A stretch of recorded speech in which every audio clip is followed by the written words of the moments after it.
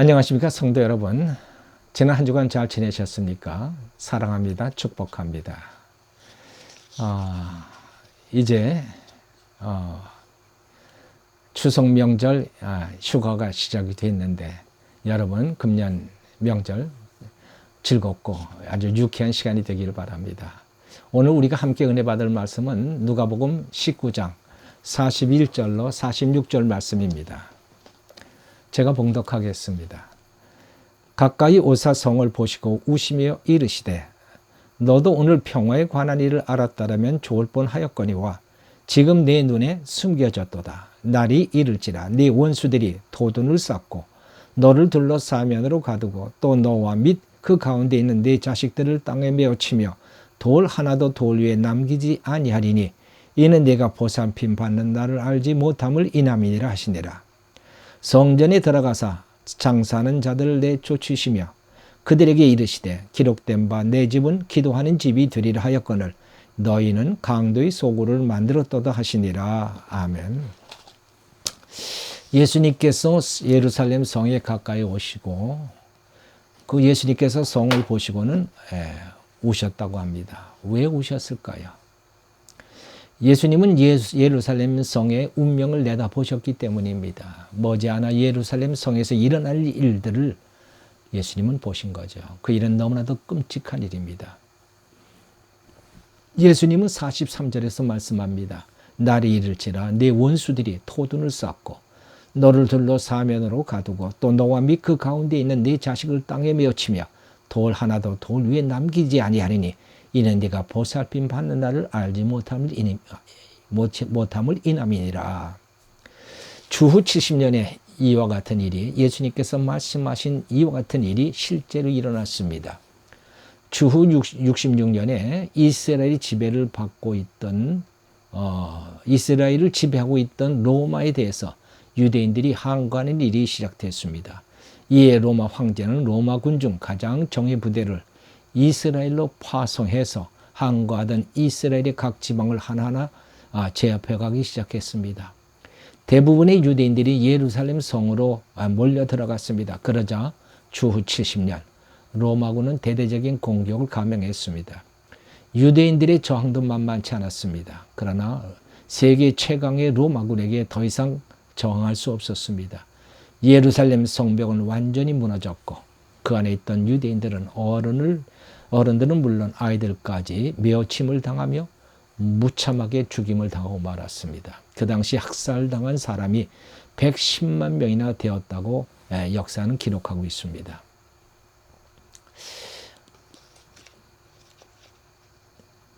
예수님은 앞으로 닥칠 이 예루살렘의 모습을 내다보신 것이죠. 예루살렘의 비참한 최후가 눈앞에 보였던 것입니다. 그래서 예수님은 우셨습니다. 오늘 성경에 나오는 우시며라는 단어는 헬라어로 에클라우센이라는데 이 원어의 뜻은 슬퍼하고 비통해하며 우는 것을 뜻합니다. 가슴 아파하며 신음하며 고통하며 우는 것을 의미합니다. 예루살렘의 멸망과 유대인의 비참한 종말을 고통스러워했던 예수님을 우리는 여기서 보고 있는 것입니다. 예수님은 이 예루살렘이 멸망하게 된 그 이유를 두 가지로 말씀하고 있습니다. 첫째는 평화에 관한 일을 알았다라면 좋을 뻔하였거니와 지금 내 눈에 숨겨졌도다. 이렇게 말씀합니다. 평화에 관한 일을 알았더라면 좋았을 텐데 결국 그 평화에 관한 일을 몰랐기 때문에 이런 멸망을 당하게 됐다라고 말씀하시는 거죠. 이 평화에 관한 일이 무엇을 말하는 겁니까? 예수님이 가져오신 평화의 복음입니다. 죄인을 구원하시려고 예수님이 이 세상에 오셨습니다. 이것이 바로 평화의 복음입니다. 이 평화의 복음을 수없이 전파했건만 이를 알아듣는 자가 없었습니다. 이걸 받아들이지 않았습니다. 이것이 바로 예루살렘이 멸망한 첫 번째 이유입니다. 그럼 왜 이들은 평화의 복음을 받아들이지 않았을까요? 그들의 눈에 숨겨져 있기 때문입니다. 아무리 전도해도 그 말을 듣지 않는 사람들이 있습니다. 왜 그들은 듣지 않는 것일까요? 그들의 눈에는 이 평화의 복음이 숨겨져 있기 때문입니다. 그들은 그 말이 전혀 귀에 들어오지 않습니다. 이 말이, 이 평화의 복음이 얼마나 중요한지 알지 못합니다. 그리고 이 평화의 복음이 자기와 전혀 상관없다고 생각합니다. 예수 믿고 구원받으세요.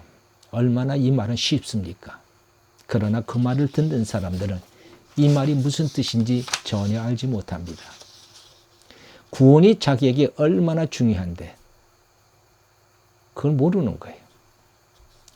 그래서 예수님을 영접하지 않는 것입니다.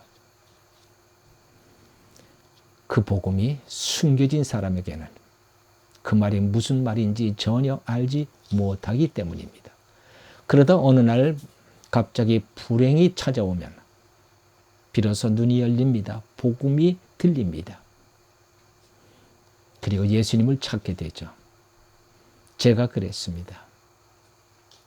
저도 저희 집사람이 열심히 전도했습니다.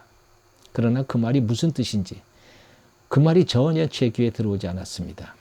그러다가 저희 집안에, 저희 가정에 비극적인 일이 생기면서 그러면서 비로소 복음이 들렸습니다. 그리고 예수님을 찾았습니다. 수많은 사람들이 그렇게 해서 예수님을 영접하고 놀라운 구원을 받았습니다. 많은 사람들이 불행을 당하고 나서야 복음을 받아들였고 예수님을 영접했습니다. 그런 불행한 일을 당하지 않고도 교회에 나와 예수님을 영접하고 믿음 생활 잘하는 분들은 참 복 있는 사람입니다. 그러나 불행을 당하고 예수님을 영접한 사람도 복된 사람입니다. 왜냐하면 불행을 당하고도 여전히 예수를 믿지 않는 사람들이 너무나도 많기 때문입니다. 그들에게 닥칠 종말은 너무나도 끔찍한 것입니다. 설사 살아 생전에는 그런 일을 만나지 않는다 할지라도 죽음 이후에 만날 멸망은 정말 끔찍한 일이기 때문입니다. 영원히 꺼지지 않는 불 속에서 소금 치듯함을 받게 될 것이라고 말씀합니다. 둘째로 예루살렘의 멸망은 저들이 성전을 강도의 소굴로 만들었기 때문입니다. 46절에서 예수님은 기록된 바 내 집은 기도하는 집이 되리라 하였거늘 너희는 강도의 소굴을 만들었도다 하시니라. 여러분, 이 땅에 성전이 두 종류가 있습니다. 하나는 보이는 성전이야, 또 하나는 보이지 않는 성전입니다. 보이는 성전을 우리는 교회라고 말합니다. 교회는 하나님께서 그의 백성들로부터 예배를 받으시기 위해서 성별하신 곳입니다. 하나님의 이름을 두신 곳입니다. 여기는 내 집이다 하고 구별하신 곳을 우리는 교회라고 말하고 또 보이는 성전입니다. 또 하나 보이지 않는 성전은 하나님을 모신 우리의 마음입니다. 우리가 예수님을 영접하고 하나님을 아버지로 부르면서부터 하나님은 우리 마음에 좌소를 두시고 우리와 함께 하십니다. 그래서 우리 마음을 성전이라고 부릅니다. 예수를 믿는 사람은 그 마음이 하나님에 계신 성전입니다. 그래서 성경은 하나님을 구하는 자들은 마음을 정결케 하라고 말씀하십니다. 시편 24편 3절로 6절에서 여호와의 산에 오를 자 누구며 그 거룩한 곳에 설 자가 누군고 곧 손이 깨끗하며 마음이 청결하며 뜻을 허탄한 데 두지 아니하며 거짓 맹세치 아니하는 자로다. 저는 여호와께 복을 받고 구원의 하나님께 의를 얻으리니 이는 여호와를 찾는 족속이요 야곱의 하나님의 얼굴을 구하는 자로다. 예수님은 마태복음 5장 8절에서 마음이 청결한 자는 하나님을 볼 수 있다고 말씀하셨습니다. 이 말씀을 반대로 말하면 마음이 더러운 자는 하나님을 볼 수 없다는 것이죠. 마음이 그렇게 중요한 것입니다. 왜? 하나님이 계시는 성전이기 때문입니다. 사람들은 겉은 보지만 속은 보지 못합니다. 그러나 진짜 더러운 것이 겉이 아니라 속이라고 예수님은 말씀하십니다. 한 번은 바리새인들이 예수님의 제자들이 손을 씻지 않고 식사하는 것을 보고는 제자들이 정결하지 못하다고 비난했습니다. 그러자 예수님 하시는 말씀이 입으로 들어가는 것이 더러운 것이 아니라 진짜 더러운 것은 마음에서 나오는 것이니 이것들이야말로 사람을 더럽게 한다고 하셨습니다. 그러면서 마음에서 나오는 것은 악한 생각과 살인과 간음과 음란과 도적질과 거짓 증거 회방이니 이런 것들이 사람을 더럽게 하는 것이지 씻지 않는 손으로 먹는 것은 사람을 더럽게 하지 못한다고 하셨습니다. 이 악한 생각들, 더러운 생각들을 마음에 채우고 있으면 그것이 바로 강도의 소굴이 되는 것입니다. 여러분, 우리 인간의 마음, 선한 것 같지만 그것은 잘못 알고 있는 것입니다. 아담이 죄짓고 타락한 후에 인간의 마음은 악하고 더러워졌습니다. 시기, 질투, 미움, 분쟁, 탐심, 교만, 음란으로 가득합니다. 만물 중에 가장 부패한 것이 사람의 마음이라고 했습니다. 성전은 하나님이 계신 곳을 말합니다. 이 하나님이 계신 성전이, 이 예루살렘 성전이 왜 강도의 소굴이 되었을까요? 성전에 기도가 없어졌기 때문입니다. 제사장이 기도하고 지도자들이 기도하고 백성들이 기도해야 하는데 기도가 없어진 것입니다. 기도가 없어진 성전에 장사꾼들이 모여들었습니다. 제사장들을 비롯해서 모든 사람들이 성전에서 장사하는 데 혈안이 되었습니다. 강도의 소굴이 되고 말았죠. 성전은 이름만 성전이고 실제는 강도의 소굴이 되고 말았습니다. 그것이 결국 멸망을 불러오게 된 것입니다. 나는 우리 마음이 이렇게 될까 봐 두렵습니다. 하나님의 성전인 우리 마음이 추하고 더러운 악한 생각으로 채워질까 봐 두렵습니다. 우리 마음이 강도의 소굴이 되는 것이 두렵습니다. 그 결과는 너무나도 뻔한 것입니다. 멸망이 기다리는 것입니다. 그러면 우리 마음의 성전을 지키는 길이 무엇일까요? 기도하는 것입니다. 하나님께 기도하는 것입니다. 예수님은 내 집은 기도하는 집이다. 성전은 기도하는 집이라고 말씀하셨습니다. 기도할 때 하나님은 우리와 함께 하시고 나를 세상 죄악으로부터 지켜주시는 것입니다. 기도는 하나님을 부르는 것입니다. 내가 비록 더럽고 추할지라도 하나님을 부르면 하나님은 응답하십니다. 거룩하신 분이 내게 오십니다. 그리고 하나님의 그 거룩이 나의 죄와 허물을 보게 하고 회개의 마음을 줍니다. 회개의 마음으로 나의 죄를 하나하나 고백하면 마음이 평화로워집니다. 예수님이 나의 죄를 용서하신 것이죠. 청결해진 내 마음이 하나님을 보게 됩니다. 그리하면 사랑의 하나님이 나를 감싸주십니다. 주님의 놀라운 사랑으로 기쁨이 충만해집니다. 모든 사람을 사랑하게 되고 그리고 모든 사람을 용서하게 됩니다. 이 놀라운 평화의 복음을 주시기 위해서 예수님이 우리에게 오셨습니다.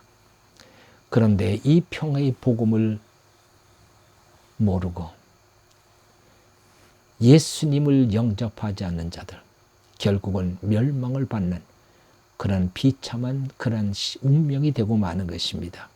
그것을 보시고 예수님은 눈물을 흘리셨습니다.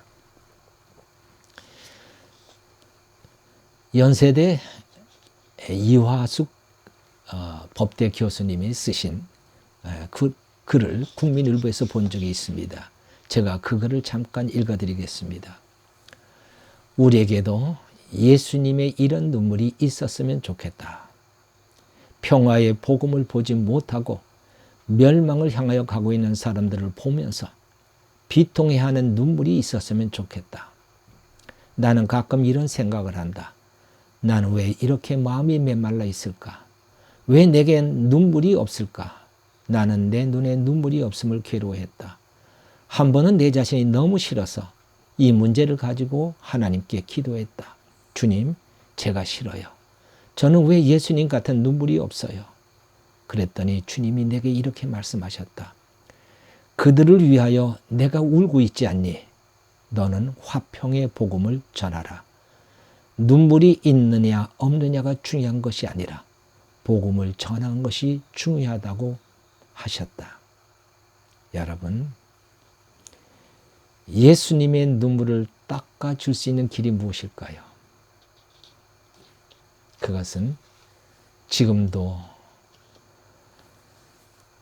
평화의 복음을 받아들이지 못하고 멸망을 향하여 가고 있는 그 사람들을 위해서 기도하고 그들에게 복음을 전하는 것인 줄 압니다.